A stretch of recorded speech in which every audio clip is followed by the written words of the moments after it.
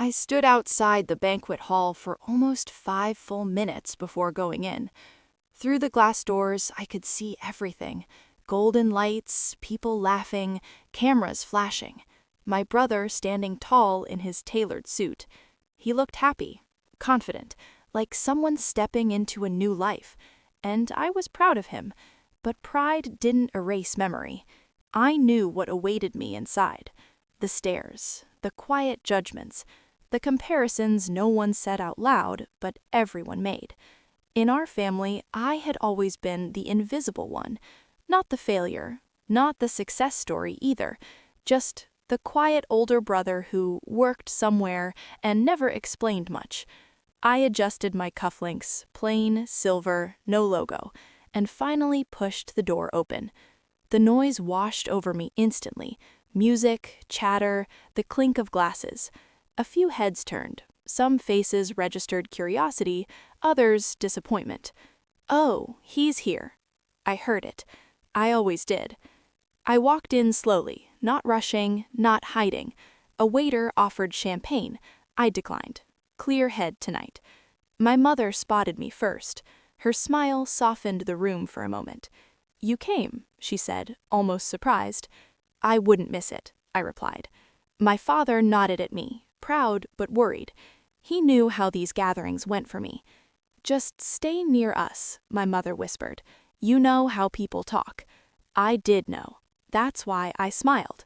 Across the room, I saw my brother's future in-laws holding court near the stage. Expensive clothes, loud confidence, the kind of people who spoke as if the room belonged to them. They noticed me. Their eyes scanned me head to toe. Not impressed. Soon enough, my brother pulled me into a circle of introductions. "This is my older brother," he said warmly. "He's always supported me." One of the men tilted his head. "And what do you do?" "Corporate," I answered. Just one word. Their expressions changed immediately. Not curiosity, relief. "Oh," laughed one. "Corporate. That explains the simplicity." Another added, "Well, someone has to keep the system running." They chuckled like it was harmless humor. I nodded. Dinner was announced, and we were seated at a long table. Coincidentally, or not, I ended up surrounded by people wearing familiar company badges. I noticed it instantly. The logo, the colors, the lanyards. People from my company. Some junior, some senior, some who had emailed me weekly, without knowing who I was. They didn't recognize me. Why would they? I wasn't on posters, I didn't give speeches, I didn't attend town halls. As far as the public was concerned, the company existed without a face. The conversation turned to work. "Business is booming," one man said proudly. "Our company just landed a massive deal." "I heard bonuses will be huge this year," another added. Someone glanced at me. "What about you? Same company level?" I shook my head slightly. "Different role." "Oh," a woman said gently. "Still figuring things out?" She meant well. That somehow made it worse. As courses were served, the comments sharpened. "You should network more," someone advised.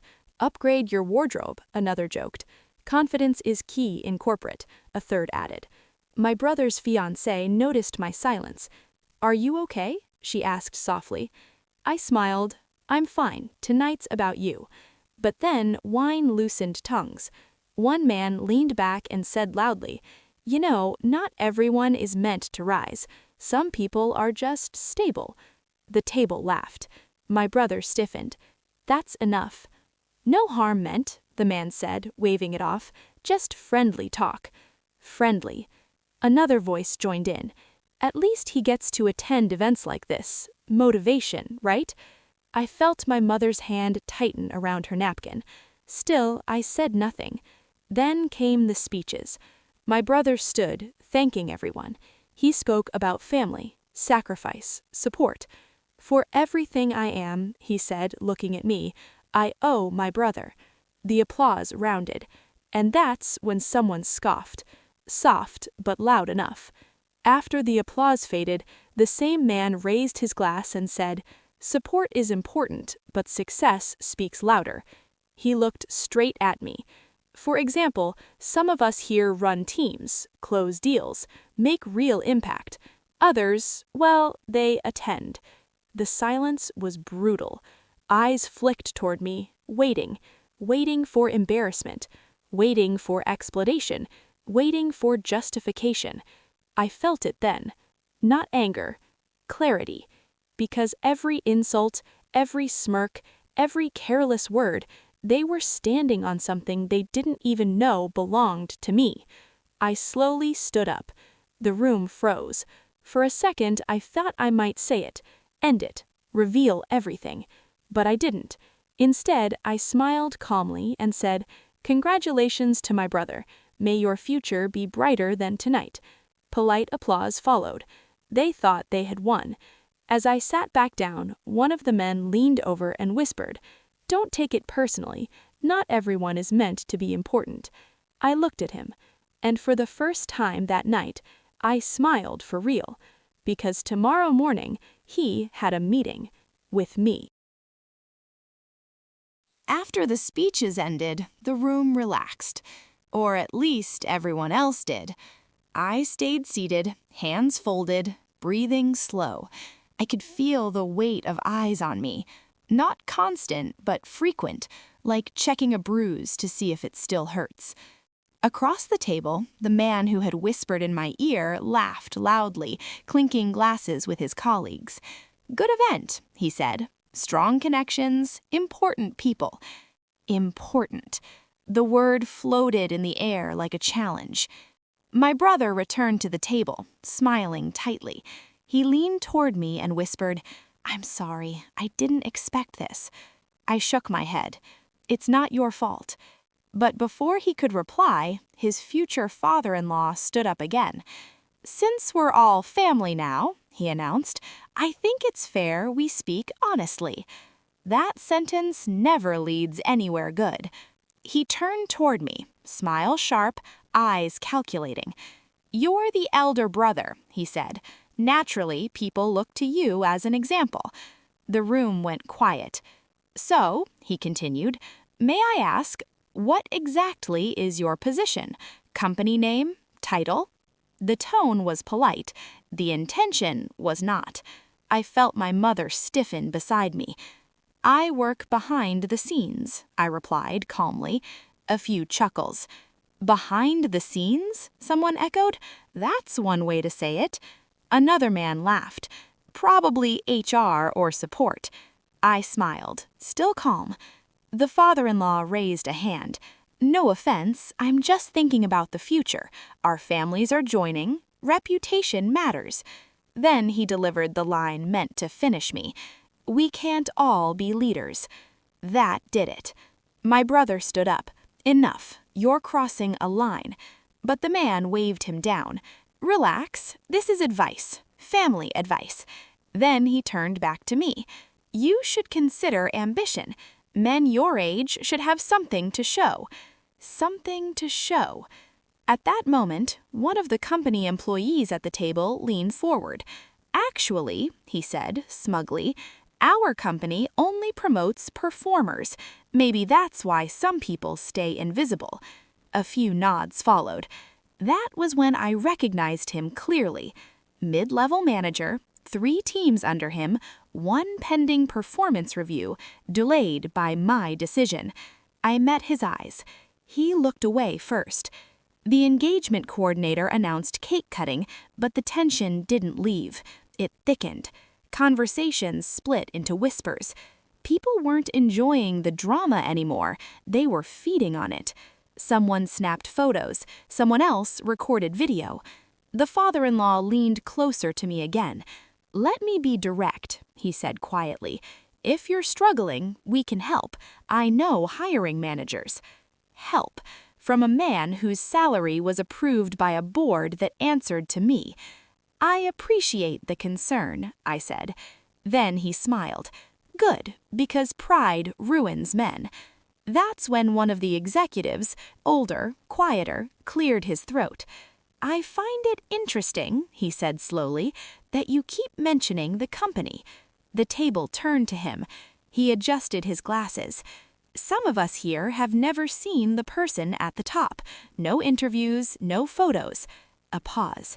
They say he's particular. The father-in-law scoffed. Whoever he is, he's lucky to have us. I nearly laughed. Nearly. The executive looked at me again, studying my face longer this time. Something shifted.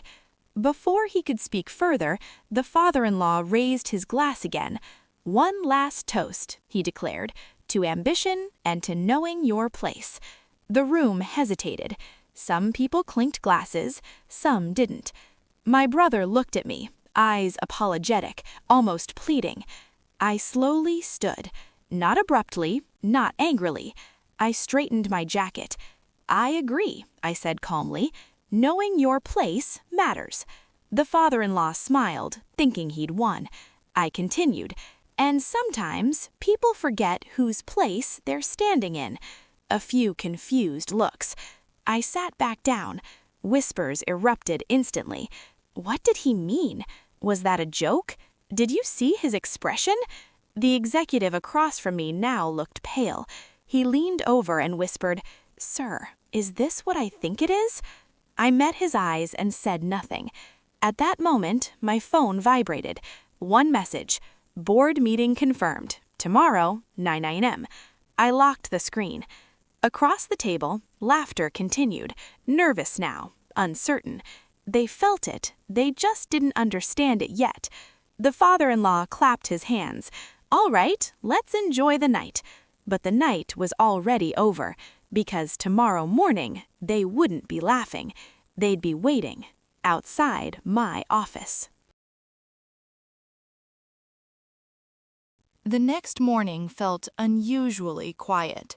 Not peaceful, just heavy, like the world was holding its breath. I arrived at the office before sunrise, as I always did. Same elevator, same hallway, same unmarked door at the end of the floor. Inside, the boardroom lights were already on. By 8:45 a.m., the seats began filling. The same faces from the engagement, the same confident expressions, now carefully neutral. They nodded at me politely as they took their places, still not recognizing me, still assuming I was there as an observer or support. At exactly 9 a.m., the room fell silent. The board chair stood. "Before we begin," he said, "we're waiting for one more person." The father-in-law checked his watch, annoyed. The mid-level manager adjusted his tie. Then the door opened, and the assistant stepped aside. "Ladies and gentlemen," she said clearly, "the founder and majority owner." Every head turned. I walked in. No rush, no announcement, just steady footsteps on polished floor. Confusion spread first, then recognition. The executive who had studied my face the night before went pale. The manager's smile collapsed. The father-in-law stood halfway, then slowly sat back down. I took my seat at the head of the table, and only then did I speak. "Good morning." Silence. "I believe," I continued calmly, "we met last night." No one laughed. The father-in-law shallowed hard. "This is a joke, right?" The board chair shook his head. "It is not." I opened the folder in front of me. "Let's talk about ambition," I said, "and knowing your place." I didn't raise my voice. I didn't need to. I reviewed numbers, decisions, emails. I didn't accuse, I clarified. One by one, confidence dissolved. The manager who had mocked me was the first to speak. I didn't know." "I know. That's the point." Then I looked at the father-in-law. "You were right about reputation," I said. "It matters." He nodded rapidly. "Of course, we spoke out of turn. Emotions. You spoke honestly. I respect honesty." His relief was immediate. Then I continued. "And honesty has consequences." The room tightened. No shouting, no threats, just decisions. The manager was reassigned, downward. The executive who laughed was removed from negotiations. The father-in-law's consulting contract was quietly terminated. Professional, clean. When the meeting ended, no one rushed to leave. They stood, hesitant. The father-in-law approached me slowly. "I owe you an apology," he said. "I misjudged you." I nodded. "Yes, you did." He looked down. "Will this affect the engagement?" I paused, then smiled. "That depends on how you treat my brother from now on." That afternoon I returned to the engagement hall, not for revenge, for family. The same people were there, now avoiding my eyes. I walked straight to my brother. He looked at me in disbelief. "It was you?" I hugged him. It was always me. My mother cried, not from pride, but relief. Later, as guests left, the father-in-law approached again, this time quieter. "Thank you," he said, "for not destroying us." I met his gaze. I didn't stay silent because I was weak. I stayed silent because power doesn't need to announce itself. That night I drove home in the same old car, not to prove a point, but because it still ran just fine. The boardroom was silent long before I arrived. That kind of silence only happens when people already know something is wrong. At 8:58 a.m., they were all seated. The same men who laughed at me, the same woman who pitied me, the same father-in-law who said, "We can't all be leaders." They didn't look confident anymore. They looked nervous. At exactly 9 a.m., the board chair stood. "We are waiting for the founder." The father-in-law frowned. "Founder?" Before anyone could speak again, the door opened. I walked in. No rush, no smile, just calm footsteps and direct eye contact. The room froze. The mid-level manager's face drained of color. The executive who mocked me dropped his pen. The father-in-law stood halfway, then slowly sat back down. I took the head seat, and only then did I speak. "Good morning. I trust everyone slept well after the engagement?" No one answered. I opened my laptop and projected the screen. Emails appeared. Recordings, chat logs, performance reviews. "I believe," I said evenly, "last night you discussed ambition." I clicked.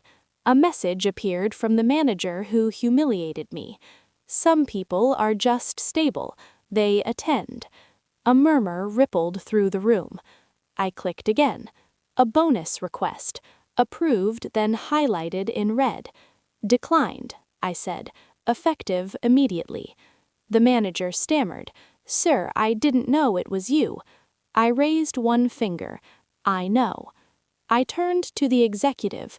"You laughed when someone said not everyone is meant to be important." Another click. His department's funding frozen. "Your leadership ends today," I said. "HR will escort you out." Security stepped in. Then I faced the father-in-law. He tried to smile, failed. "You spoke about reputation," I said, "about knowing one's place." I leaned forward. "So I looked into your consulting firm." Silence. Inflated invoices, questionable referrals, conflicts of interest. His hands trembled. "I terminated every contract your firm has with us and forwarded the files to compliance."